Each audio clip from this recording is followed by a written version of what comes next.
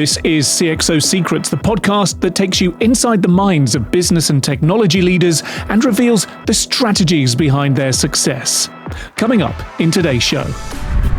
I think as a CIO, how do you really calculate the ROI on some of these AI solutions, right? And for an organization like ourselves, that's really, really important and something that we have to both, spend, the right amount of time and get the right calculus, and also leverage partners to help us, figure out how do we really get to a viable ROI calculus, but then also get the solutions in place that, not only help us stay ahead of our competition, but continue to really push the envelope of where the platform can go.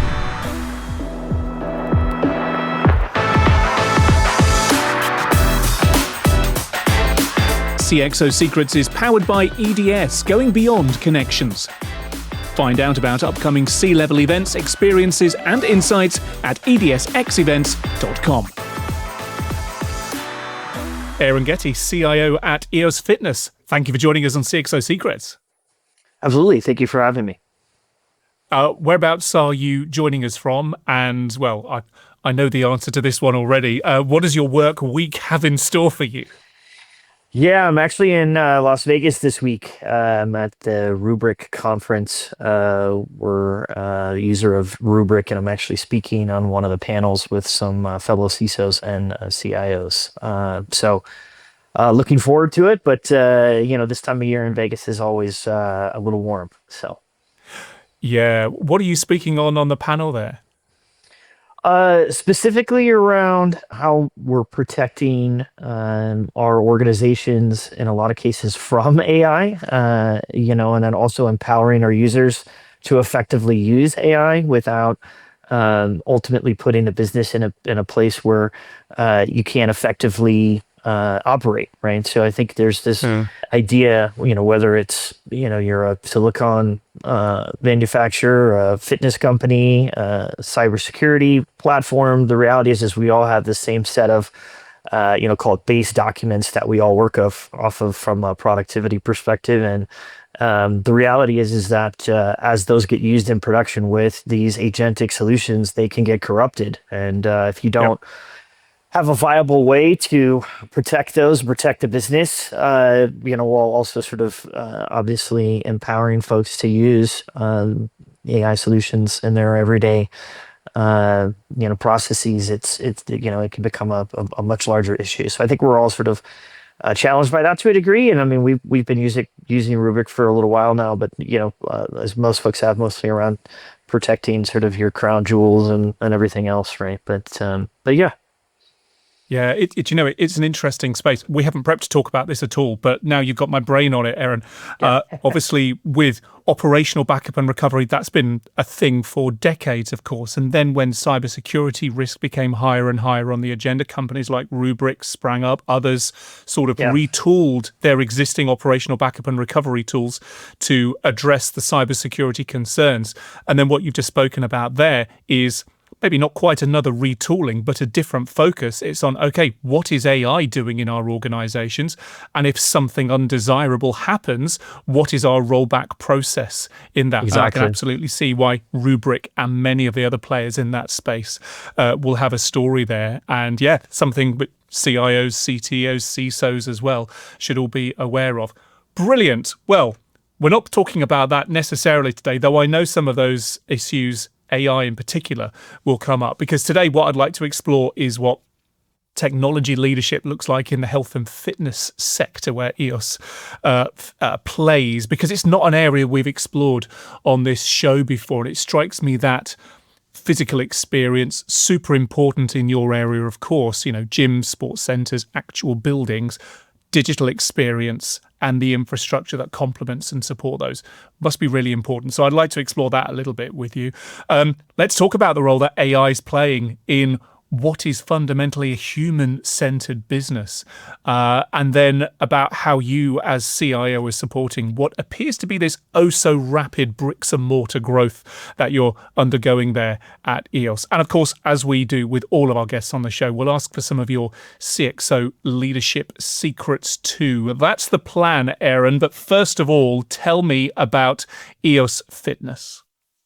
Yeah, absolutely. So EOS is a fast growing, if not the fastest growing, fitness platform in the US today. On average, the platform is, 40 to 60,000 square feet. So, think your larger grocery store in size, and we do in a lot of ways play that anchor tenant in most scenarios.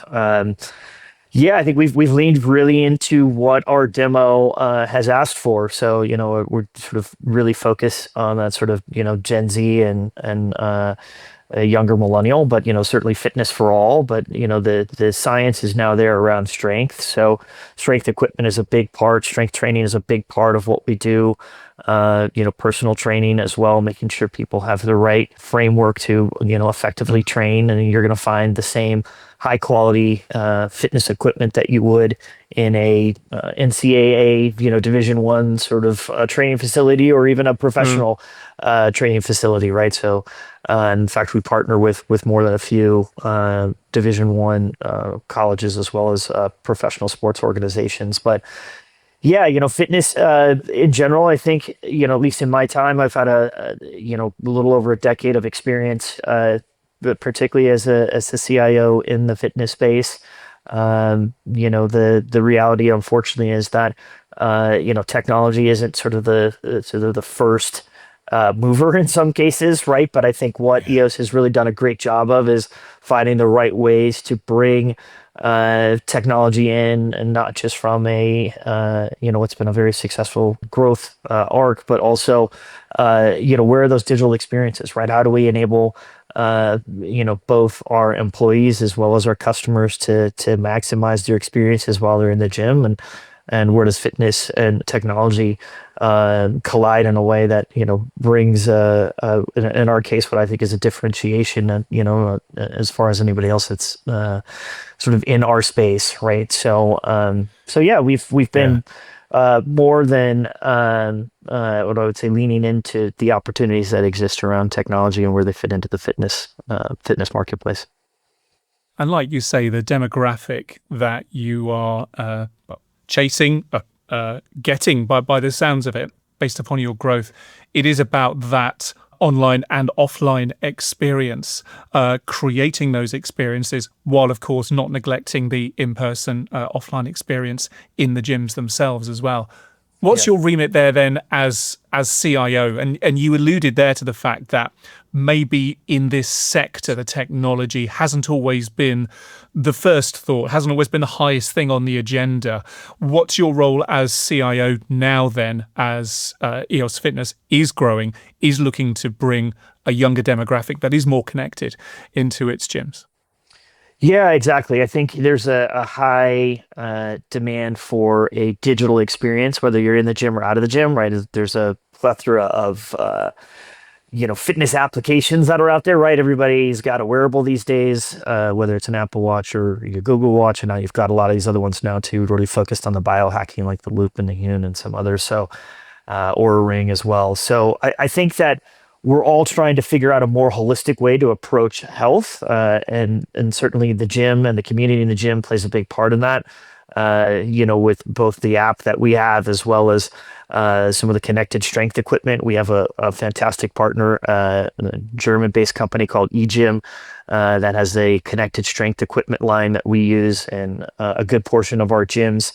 But yeah, I think, at the end of the day, as I think is true, when you look at sort of, the cross sections of retail, hospitality, even healthcare, right? Sort of where does Yeah. fitness fit into that paradigm? I think we take a little bit from all of those industries to provide, a connected experience, right? And again, I think EOS really tries to set the trend around sort of what the expectation should be, right? And sort of your overall fitness and health journey, right? But yeah, I think the ability to stay connected with our customers both in and outside of the gym is really important, right? And having something compelling, not just a reason to pull out your phone or your Yeah. wearable to check in. So yeah, I think we've really tried to take advantage of where those opportunities lie, and really try to differentiate ourselves from the others in our space, and create a very connected experience for folks that they can then also use beyond the actual physical experience of being in the actual gym.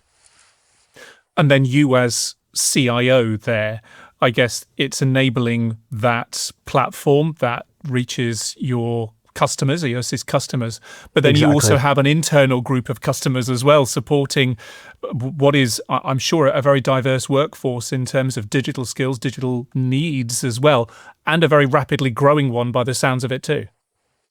Yeah, absolutely. So, I mean, the business strategy at a very high level is to grow and sustain that growth, right? So, both the IT strategy and to a degree the AI strategy, have to meet the business where it makes sense, right? So, I think we have, as you said, sort of really thought about where do we support and best support both our internal customers. We have over 10,000 employees today, right, and growing, and approaching that 3 million member mark. So, Mm. it's really about as we we're on the precipice of 200 locations. How do we put the right tools in the hands of folks so that they can provide the best level of customer service and engagement when folks are in the gyms, right? And then as we talked a little bit about too, right, having those digital experiences that both keep you engaged when you're inside and outside of the gym. So, I think we're trying to effectively, put those pieces in place, and right, and then it's also about the vertical integration of those pieces. We are very much a cloud and SaaS, overall organization is sort of the approach that we've taken to effectively meet the needs of the organization and grow effectively. That certainly has its challenges, but it's really allowed us to consolidate processes as well as systems that have really accelerated our growth, and that's really, really important, to not only meet the demands of sort of the organizational growth arc, but also to continue to improve and put the right pieces in the hands of folks, whether Mm. it's someone at the front desk, and making sure that they're able to engage, be friendly, direct people and to the right places, whether it be to a piece of equipment or to a trainer or group fitness class, right? All those things, need to be a great touch point for folks when they come in. You don't want to have a situation where, folks are tied up on systems, trying to look things up, not able to effectively engage and drive people in the Yeah. right direction, right? So, yeah, there's a lot of effort that goes into sort of evolving and certainly being lockstep with our operations team, with our marketing and sales teams, right, to ensure that we're continuing. A big part of what we do too is we've really pushed into these amenities that you would not find in the gyms that sort of think like a Lifetime or more of a country club type experience, right? So we have like Right. red light saunas and all the recovery pieces, plunge pools, cryo loungers, massage chairs, right? Lots of focus too around the piece that goes hand in hand with strength training is effectively recovering, right? So lots of pieces that you wouldn't find at a $30 a month membership price point. Yeah. So Yeah. so yeah, like being able to effectively communicate those, putting the right pieces in the hands of folks, right? And you think about all the platforms and the pieces that we put in place that connect, that top of the funnel all the way through to, bringing someone in and turning, converting that person into a member, right? And then keeping them, right? That's a really interesting thing about fitness is that on the surface, it seems fairly simple, but to execute it effectively is difficult. And I think, EOS continues to show that we do a really good job across the board of executing effectively. What you've just described there, Aaron, there's a lot of moving pieces, and it tells me the story, and you tell me if this is true or not, Yeah. of a CIO who is very much at the middle of joining lots of different bits of the organization, a CIO who is acutely aware of the customer experience, who is acutely aware of what your marketing and customer experience teams are observing in terms of this is what we need to offer in order to attract a new customer subscriber base to our various platforms. And then Yeah. one who's aware of the technical challenges that come with the rapid growth. You are very much in the middle, gluing it all together, translating between different stakeholders. And that feels to me as though that's a big challenge, big opportunity, a big Yeah. part of your work. Is that a fair reflection? Absolutely. Yeah, I think so. I lean into the experience I had at Bay Clubs for 5.5 years as CIO there as well, but a little bit different and a bit more complex Mm. from a business perspective. But at the same time, to your point, really understanding the customer experience, and what's expected there, and then also being able to communicate and sort of tie together, the internal leadership and business units, right? Again, whether it be the marketing, sales, operations, which are some of the most key, pieces to the business. But I think absolutely those are some of the core both challenges and, when you get things right, you really have a freight train of both the executive team and of, overall operations, Yeah. right? So. Let's talk about AI for our guests and for our listeners on CXO Secrets, many of whom work in organizations with a large digital presence. AI is, of course, potentially transformative for their way of, their way of working and the how and the what, perhaps, of what it is that they offer to their customers. What role is AI playing for you at EOS Fitness, particularly with your focus on the bricks and mortar and in-person human experience there? How is it manifesting itself in your day-to-day operations?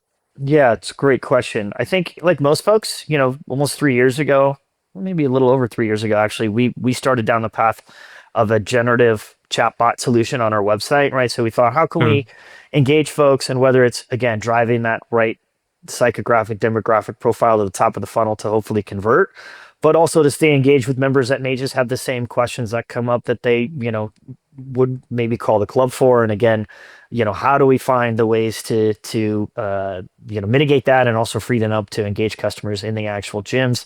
So, things like, what are the club hours? What's the closest club to me? Whatever the questions may be, right? Those frequently asked questions that come up a lot. So, quite a bit of tuning. We leveraged something that, had done well in the retail space, and really taught it the brand, sort of core pieces around voice and tone.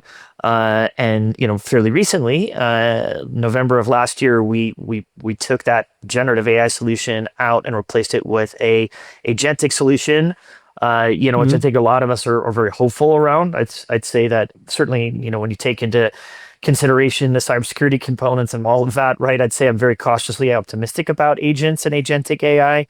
But again, it takes a bit of training. The reality is that, none of these solutions, just like a human being, are perfect, right? It's sort of how do we continue to iterate, teach the brand voice, teach the tone. But with the agents, you have, a lot more things that you could do, things like connecting to other systems, authenticating users that, go on the site and want to know more about their particular account. Again, it's how are you freeing up resources in the gym to provide that really differentiation and a customer experience so that folks aren't calling the gym or showing up at the gym to get questions answered that they could get answered by these agents, right? So we're again cautiously optimistic. We keep, for lack of a better term, breadcrumbing some of the pieces and learning as we go, and then being very a matter of fact about how we're addressing things like identity access management around, agentic agents and things like that. So I think, we realize, AI is here, excuse me, it's been here, right? It's, how do you effectively leverage it in the business in a way that, and like most, right, we don't want to create more work. Sort of the other side of that, right, is just sort of this AI slop that sort of comes up that creates more work for folks. And, that's another thing when you think about how you're using AI more internally on, say productivity apps and things like that. But I think ultimately for us, it's, it's finding the right balance, right? I think as a CIO, and I've certainly heard this across most of my peer group too, is that, we're trying to figure out, how do you really calculate the ROI on some of these AI solutions, right? And for an organization like ourselves, that's really, really important and something that we have to both, spend, the right amount of time and get the right calculus, and also leverage partners to help us, figure out how do we really get to a viable ROI calculus, but then also get the solutions in place that, not only help us stay ahead of our competition, but continue to really push the envelope of where the platform can go. There's a tension there. That's a really good point on the ROI of AI, and there's a tension there that I think you articulate really well. In as much as you are in a competitive industry, you need to be innovating. You need to be bringing some of these solutions first to your customers, existing and potential. Otherwise, they might go elsewhere. So that does mean you need to experiment, but experimentation with whatever it is, whether it's AI or something else, and getting value, getting ROI from that, they don't Right. always go lockstep, do they? So you have to, you tell me, you have to allow yourself a certain amount of mental budget, if not actual dollars budget, to experiment and accept that some stuff just isn't going to deliver ROI, but we have to try it because we are on the bleeding edge. But other stuff, you absolutely need to make sure it does. So there's a few different things that you're balancing there when you are making those ROI calculations, I guess. Yeah, absolutely. And I think, traditionally there's always going to be that, what's the investment and what's the time frame and what's the return. Yeah. And that those are sort of certainly the more easier calculuses, but I don't think AI fits neatly into that box in most cases. So, we've definitely, to your point, experimented. Again, going back to, one of the successes that we've had is we've launched a product called Gainiac with a capital AI in it, that we're really excited about. We thought we were only going to have it in 5 locations at the end of the year, but we happen to get it into over 60, where we have, again, our partnership with eGym, that is the connected strength equipment. We spent the last 2 years working with them to develop this solution. I think ultimately we really want to put it in the hands of directly into the hands of our customers. Today, it's an incredibly impactful tool for our personal trainers that allows them to, bring folks in, get them onto the eGym equipment. It's really great. You can do this whole, biometric age and range of motion and get you onto the machines, and really helps, sort of align a workout journey for you that's, in tune with not only what your goals are, but what's available in the gym. And, and beyond just this connected strength equipment, we have all this other equipment, great equipment in the gym, we can get folks on and get them using and get them comfortable with. And I think Gainiac really puts a lot of power in the hands of our personal trainers. And we're really excited about where that's going to go over this year and the coming year. Let's talk about scaling from fewer than 10 gyms, I think, when EOS Fitness started about 10 years ago, to, you mentioned there, close to 200 now across 6 or 7 states, maybe even more since we first spoke. 3 million almost members now, and still growing. So as CIO, Aaron, what's your strategy for best managing, but best accommodating this rapid growth? And what are the limits? What are the challenges in terms of supporting that growth for you as CIO? Yeah, absolutely. I think right now the focus is really to continue to drive. We've essentially done somewhere between 25 and 35 gyms a year since I joined, right? So almost 5 years ago now, we were just under 40. So you're talking, 4, almost 5x growth since I came on board. So, lots of things we had to do to get there, right? I certainly didn't want IT as a whole to be an inhibitor to that growth. More than anything else, I wanted to be a driver of that growth. A big part of that is, again, aligning the strategy of technology with that of the business, consolidating to the right line of business applications, putting the infrastructure in place that's supported by the right partners. All those things were, sort of a confluence of moves over the last 4 years to get us there, and lots of learnings along the way. I've got a great, what I would say is the best, a team in the industry, right? Our executive team is second to none. We get stuff done, and there's a lot of trust, as well as also accountability that exists on our C-level team, that really puts the capabilities in the hands of folks to really not just own their category, but we collaborate effectively across all different parts of the organization. IT, for better or worse, touches every component of the business, right? So I'm one that really engenders my team to take advantage of learning the business, not just, showing up and it's not this sort of break fix mentality, not this reactive mentality. It's very much this proactive mentality of, wanting to learn, wanting to know, being curious, about the business. And then, again, I certainly IT can be considered a cost center in lots of ways. So it's how is the investment that the business is making in technology, either affecting the top line or reducing the costs on the bottom line, right? So lots of things that came together to put us in the position to grow as well as we have. I mean, we're very excited, I think, at this point. We've got the right partner as well, with TSG Consumer that came on, That was last July. summer 2025, wasn't it? It How did was. that change Yeah. things for you guys? Well, for you specifically. Yeah, no, I think it's very exciting. I think, for us, I mean, they have got a ton of experience and success, taking lots of consumer brands public, This including is the a largest sorry one. for listeners who aren't aware. This is a private equity partner who came on board with you at EOS last summer. Yeah.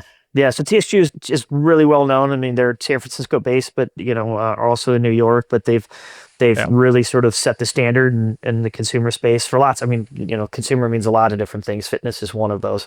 But yes, they came in as our partner last year, and really see us as again as sort of the driving force in the fitness industry. And they've have a great history as well of taking other folks in our space public. So really excited to have them on board. I think obviously again high expectations. We want to continue to grow the business, and I really think we've got a ton of greenfield in front of us. So many opportunities coming for EOS and those who want to be members of EOS. So we're really excited about the growth with having them on board. But yeah, I think the reality for us is it just puts more fuel on the fire, right? So really excited about the opportunities that we have not only as an organization, but as well as in IT to continue to not only support the business, but set and drive some of the goals that I think technology plays a big part in.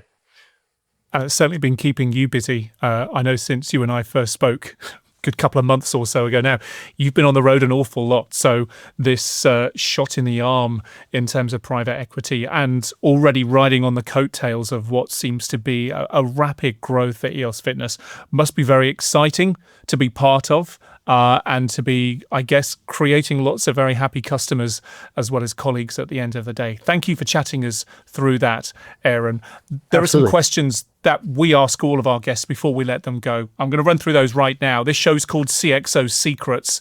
So what is your CXO leadership secret? Put your modesty to one side for a moment. Tell me what leadership behavior has enabled you to do what it is you do now. Yeah, I think for me, and I mean, service leadership means a lot of things, right? I mean, it's got certainly different categories, but really the reason why I've been able to get to where I am in my career is because of mentorship. So I've had some great mentors in my career. I absolutely take the time to do the same. I think it's really important to connect to and help support that next level of leadership, right? I'm as you said, putting modesty aside, I'm proud to say that I've helped mentor and create multiple CIOs of folks that have worked for me and Great. other organizations, and that's I'm going to continue to do that, right? Is be a service leader, find ways to empower those on my team, and really, if there's one tidbit you could certainly take from somebody like Steve Jobs is sort of hire the right people, hire people smarter than you, and just get out of their way, right? I mean, I think that's really important, and I think service leadership plays into that, right? Because once you empower those folks and give them the tools and sometimes the guardrails and certainly the experiences that they gain as part of it, right? And then help them level up to where they want to go in their career. And as I said, it was a huge part of my success, and it's a huge part of what I feel is important for me, is to continue to get back to the folks that I brought into my organization and help support them as part of their journey. Paying it forward. And it's a great definition of leadership in that you are creating an environment in which your team can perform at their best, and putting the tarmac on the road so they can put their foot down, whatever it is. Right. It sounds as though you've got a great balance of doing that where you are right now. Thank you. We do a Pass the Question on this show where guests have an opportunity to put a question to a future guest, whoever they may be. First, though, we have a question for you from Don Steyer, who is CTO at Serco North America, and he asks this question. As a leader in a technology space, what did you stop doing or not start doing that made the biggest difference in your effectiveness as a leader? Yeah, I think you learn maybe more from failures than you do from success, right? And I think being someone who pays very close attention to certainly the folks that manage teams and manage businesses. Excuse me. The biggest thing that I've learned is not to micromanage folks. I think, I'd never really found that as an effective way to create a level of trust and understanding. Again, back to sort of what's become core for me as being a service leader is you can't do that effectively if you're constantly micromanaging folks. So I think the reality is that, not that it was something that I saw as a trait that I was doing, but one that I certainly saw in other leaders that wasn't nearly as effective. And I think you're just never going to get what's possible out of people if you're constantly micromanaging them and not giving them the opportunity to learn and grow, and fail, right? And in most cases, then also support them, right? And help them learn from those experiences. So, micromanagement is something that I never started and something that I'll never do. And, I just don't think it creates a great culture as either inside of your group as an IT leader or certainly the organization as well. Finally, Aaron, what question would you like me to put to a guest on a future episode of the show?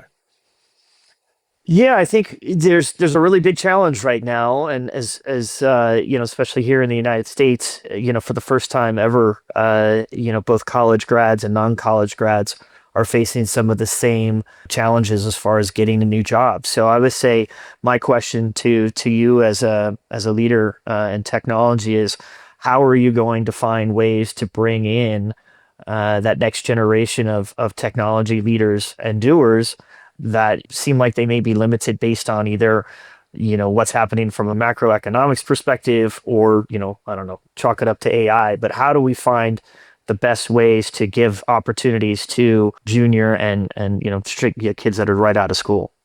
It's a great question. I look forward, in fact, I'm sure many people look forward to hearing an answer to that, because it's something that the industry as a whole, many industries, need to look at addressing very, very quickly indeed, given the path that we're going down right now with generative AI developers, for example. There's a real challenge there. Great question, Aaron. Thank you for asking it. I look forward to putting that to a future guest on the show. But for now, Aaron Gette, CIO at EOS Fitness, thank you for joining us on CXO Secrets. Yeah, thank you so much.